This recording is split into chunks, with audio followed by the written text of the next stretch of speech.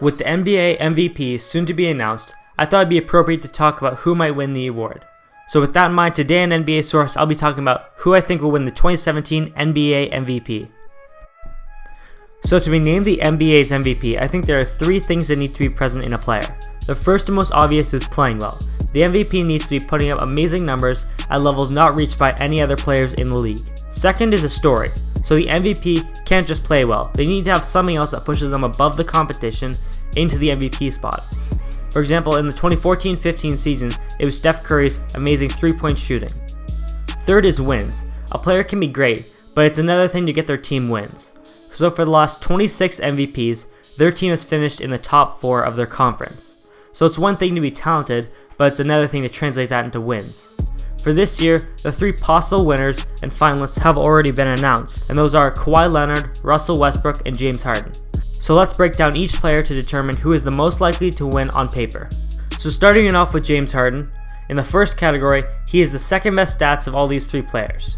His stat line for this season consists of 29.2 points per game, 8.1 rebounds per game, 11.2 assists per game on 44.6% shooting from the field.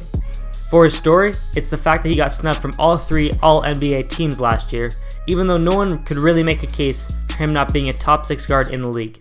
And also, he was only named a reserve in last year's All-Star game. And finally, with wins, he led the Houston Rockets to a 3rd place finish in the West with 55 wins and 27 losses. Next is Kawhi Leonard. For his scoring, he's ranked 3rd out of all these 3 players, with a stat line of 26.1 points per game, 5.9 rebounds per game, and 3.4 assists per game on 48.2% shooting from the field. For his story, it's the fact that Tim Duncan retired last season, leaving Kawhi to run the Spurs on his own. And finally, for wins, this is where he pulls ahead of the competition, leading the Spurs to a 2nd place finish in the West with 61 wins and 21 losses. And also at one point, the Spurs almost passed the Warriors into the 1st seed, but they fell a little short. Finally, we have Russell Westbrook. For playing ability, he's 1st, and this season did something we haven't seen in over 50 years. He averaged a triple-double, something that hasn't happened since the Oscar Robinson 1961-62 season. At the end of the season, his stat line finished as 31.7 points per game, 10.5 rebounds per game, 10.3 assists per game, on 42% shooting from the field. For his story, it's the fact that Kevin Durant left the Oklahoma City Thunder for the Golden State Warriors, the very team that the Thunder blew a 3-1 lead to in the playoffs last year.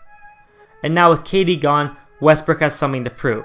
Finally, for wins, this is Russell Westbrook's only downside, where he was only able to lead the Thunder to a somewhat disappointing 6th place in the West with 47 wins and 35 losses. So with all of that in mind, here are the player rankings in each category. So in my opinion, I think the order for the 2017 NBA MVP finishing will go 3rd place, Kawhi Leonard, 2nd place, James Harden, and 1st place, Russell Westbrook. Westbrook pretty well has it all, and definitely is deserving of it with his phenomenal performance this season. And with that, I want to thank you guys for watching, and that's it.